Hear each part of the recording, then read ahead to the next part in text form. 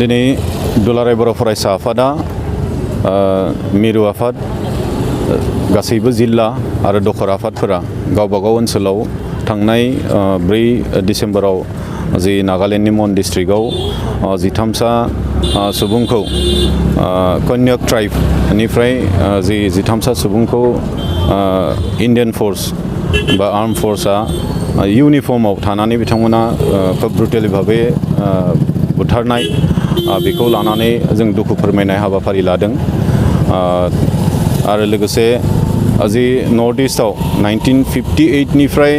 Arm force special power एक्टखौ लागू खालामना दोनदों बा बेखौ खोब थाबैनो उइथड्र खालामनायनि मोनसे डिमान्डखौ लानानै जों दिनै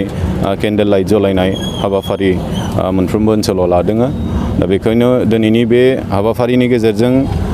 दुलाराय बर' फरायसा आफाद बा जों उदालगुरि जिल्ला दुलाराय बर' फरायसा आफाद हिसाबै आसाम सरकार आरो भारत सरकारखौ जोङो खोब थाबैनो जे arm force special power act जोंनि नर्थ इस्टआवहाय लागू खालामना दोननाय दङ बेखौ उइथड्र खालामनांगौ होननानै जों डिमान्ड खालामदों आरो लोगोसे जाय 13सा सुबुङा दिनै खोब निरि भावे बिथांमोना बुथार जाबाय खास्रि बिस्रि बुथार जाबाय खुनु दाय गैयालाबासिनो बिथांमोननि न'खरनो आसाम सरकार आरो भारत सरकारनिफ्राय अनसुंथाइ होनांगौ बेखौ जों दिनै बे हाबाफारिनि गेजेरजों दाबि खालामदों आरो जोङो बेखौनो भारत सरकार आरो आसाम सरकारनिसिम जों हुंखार होदों जे कुनु दिना आरोबाव जाहाथे बेफोरबायदि जाथाया जाहाथे दाजाथों जोङो मोनसे पिस लाभिं जोङो हारि नर्थ इस्टआव जेसेबांखिनि हारिसाफोर दङ साफ्रोमबो जोङो पिस लाभिं हारि मोनसे समाव नंगौ जोंनि ओनसोलफोराव गोबां हाथियार लानानै सोमावसारनाय हान्जाफोर दङमोन किन्तु नैबे हान्जाफोरा फोरनि थांखिया बे नङामोन जे ओनसोलफोराव जोङो हाथियार लानानै खोब दुंदुं हाव हाव थासारि मोनसे खालामनानै माने देशआवनो मोनसे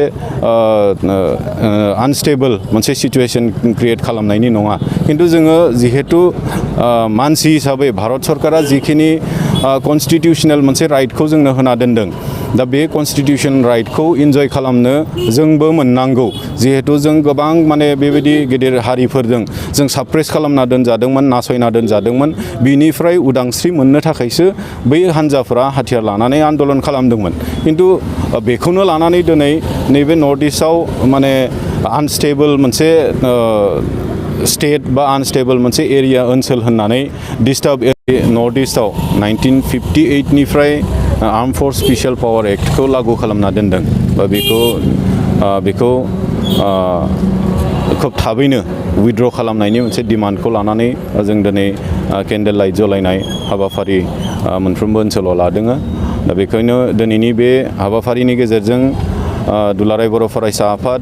बा जों उदालगुरि जिल्ला दुलाराय बर' फरायसा आफाद हिसाबै आसाम सरकार आरो भारत सरकारखौ जोङो खोब थाबैनो जे arm force special power act जोंनि नर्थ इस्टआवहाय लागू खालामना दोननाय दङ बेखौ उइथड्र खालामनांगौ होननानै जों डिमान्ड खालामदों आरो लोगोसे जाय 13सा सुबुङा दिनै खोब निरि भावे बिथांमोना बुथार जाबाय खास्रि बिस्रि बुथार जाबाय खुनु दाय गैयालाबासिनो बिथांमोननि न'खरनो आसाम सरकार आरो भारत सरकारनिफ्राय अनसुंथाइ होनांगौ बेखौ जों दिनै बे हाबाफारिनि गेजेरजों दाबि खालामदों आरो जोङो बेखौनो भारत सरकार आरो आसाम सरकारनिसिम जों हुंखार होदों जे कुनु दिना आरोबाव जाहाथे बेफोरबायदि जाथाया जाहाथे दाजाथों जोङो मोनसे पिस लाभिं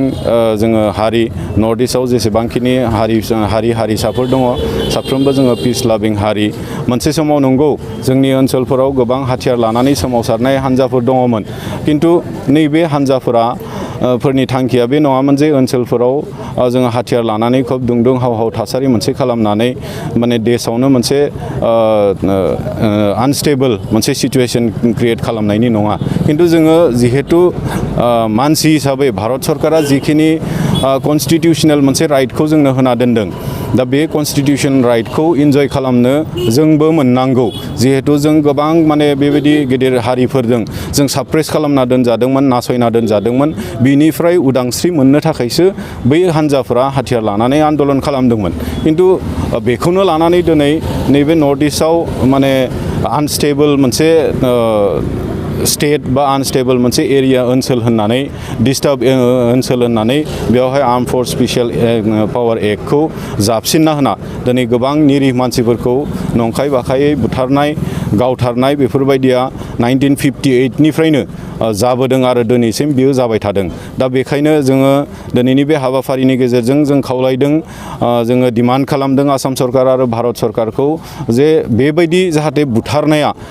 जाहाथे आरो इयुननि समाव जाहाथे दा जाबावथों आरो बे आर्म फोर्स स्पेशल पावार एक्टखौ थाबैनो जाहाथे उइथड्र खालामफिनो बेखौ जों दिनैनि बे हाबाफारिनि गेजेरजों भारत सरकारनिसिम डिमान्ड खालामदों।